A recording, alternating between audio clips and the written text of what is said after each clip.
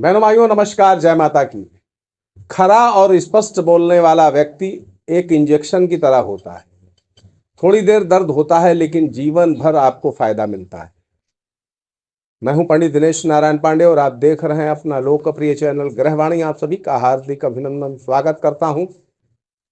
बहनों भाइयों, इस वीडियो में चर्चा है मासिक राशिफल की, मई महीने की। मई महीने का मासिक राशिफल और कन्या राशि वालों को कैसा रिजल्ट मिलेगा ग्रह गोचरीय व्यवस्थाओं से।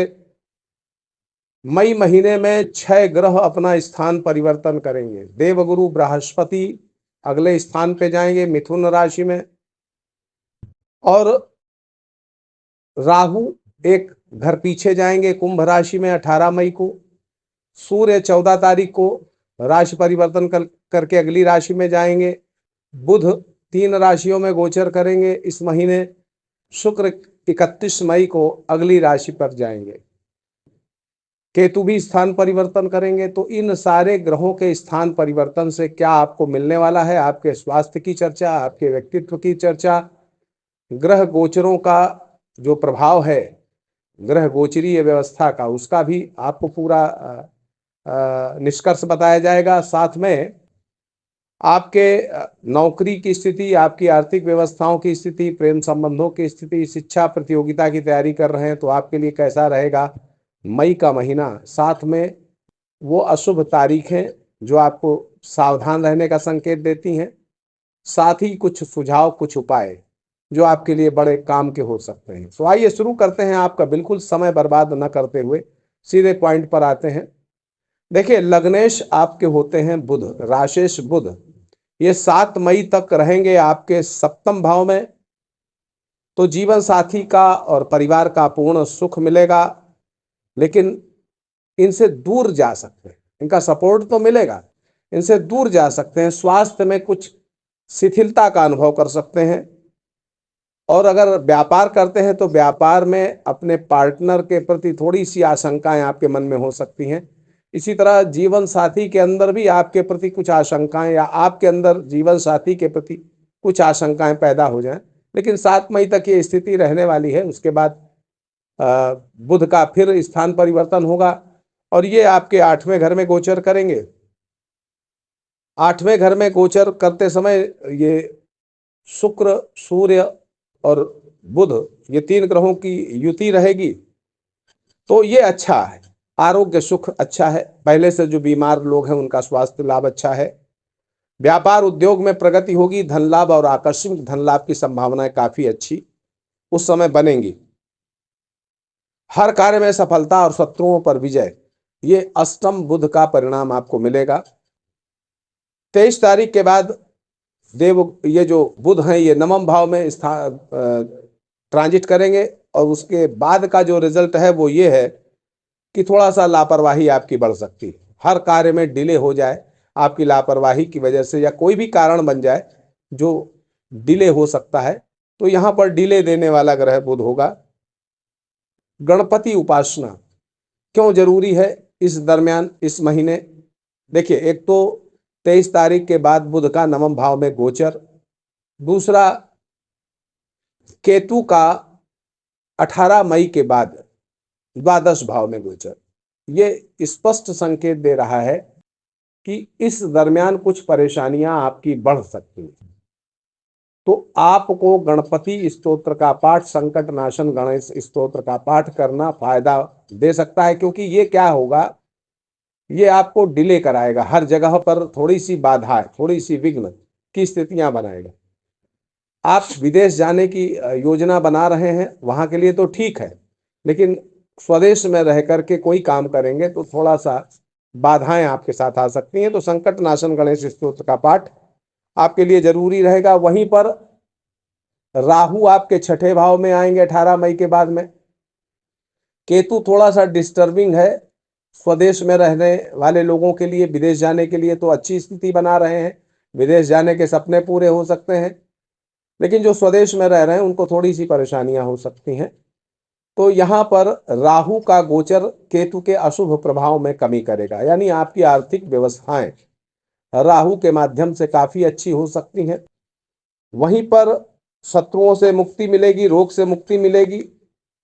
लेकिन यहाँ पर राहु का भी एक संकेत है कि आप अपने कार्य व्यवसाय में लापरवाही बिल्कुल ना करें। आर्थिक लेन देन में भी लापरवाही उचित नहीं है, जिससे आपको आर्थिक हानि हो सकती है, इसलिए सतर्क जरूर रहें। 14 मई के बाद देवगुरु बृहस्पति का जो स्थान परिवर्तन है, राशि परिवर्तन है, वो आपके भाग्य भाव से जाने वाले हैं दशम भाव में। अब दशम भाव में देवगुरु बृहस्पति का गोचर सामान्य रूप से मिश्रित फलकारी होता है, थोड़े से अच्छे और थोड़े से बुरे परिणाम भी मिलते हैं। बैंक बैलेंस के लिए अच्छा होता है क्योंकि बैंक बैलेंस आपका बढ़ता है। परिवार सुख के लिए अच्छा होता है, आपके माता पिता के सुख के लिए ठीक होता है, और ऋण उतारने के लिए भी ठीक होता है। तो यहाँ पर लेकिन कर्म क्षेत्र में बाधाएं आती हैं, कर्म क्षेत्र में परेशानियां आती हैं, समस्याएं आती हैं। तो यहाँ पर जो गुरु का गोचर है वो 14 मई के बाद में, और 14 मई के पहले तो काफी अच्छा रहने वाला है।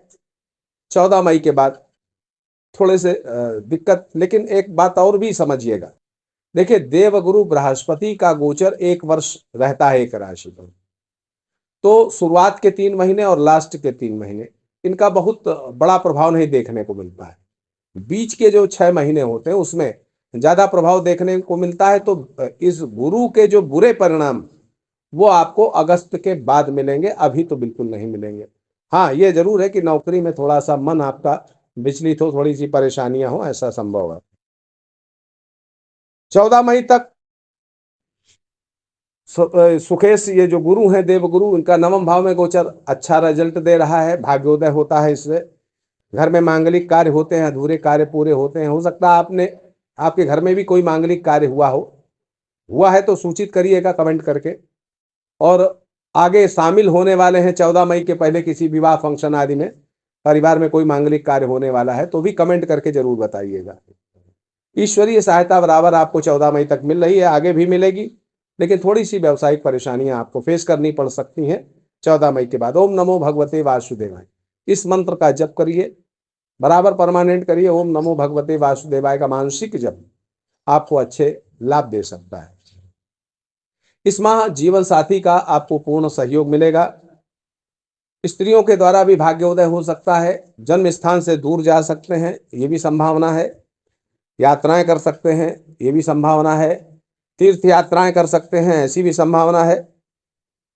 आर्थिक व्यवस्थाओं पर अगर चर्चा करें तो इस माह बहनों भाइयों जो आपकी दैनिक आय है तो वो निरंतर परिवर्तनशील रहेगी, थोड़े से उतार थोड़े से चढ़ाव ये देखने को मिलेंगे। बैंक बैलेंस निश्चित तौर पर आपका बढ़ेगा, उसमें कमी नहीं होगी।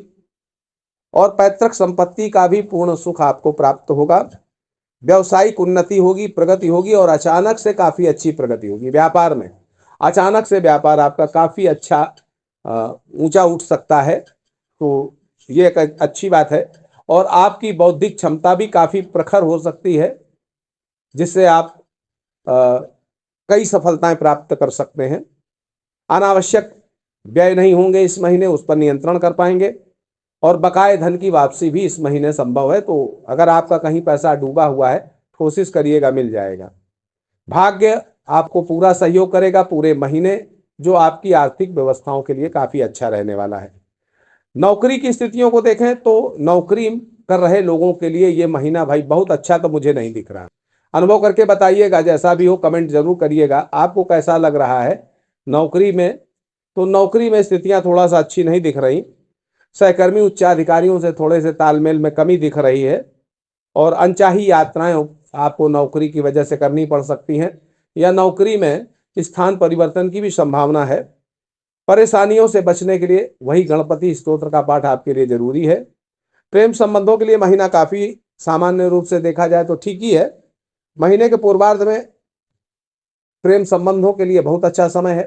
प्रेम संबंध विवाह में परिणित हो सकते हैं, विवाह पक्का हो सकता है। संतान सुख अच्छा, दाम्पत्य सुख अच्छा, और मित्रों से धोखा मिलने की संभावना जरूर है, तो थोड़ा सा सतर्क रहने की जरूरत है महीने के उत्तरार्ध में, शुरुआत में नहीं। शिक्षा प्रतियोगिता की तैयारी कर रहे लोगों के लिए प्रखर बौद्धिक क्षमता काफी सहयोग करने वाली है। उत्तरार्ध थोड़ा असंतोषजनक हो सकता है, पूर्वार्ध काफी अच्छा रहने वाला है।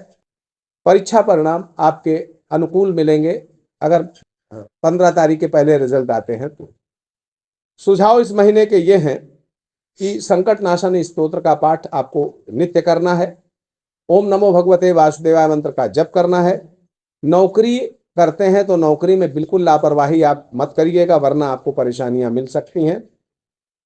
मंगल और शनि हनुमान जी के दर्शन करिए, यह आपके लिए ठीक रहेगा। इस महीने की अशुभ तारीखें बहुत ज्यादा नहीं है, कम है। 7, 15, 17, 19, 25, 26, 27 और 28 ये तारीख है आपके लिए कम अच्छी हो सकती हैं, तो सतर्क रहने की आवश्यकता है। सुखी रहें, समृद्ध रहें, इसी मंगलमयी कामना के साथ मैं पंडित दिनेश नारायण पांडे आपसे विदा लेता हूं। प्रेम से बोलिए जय माता दी।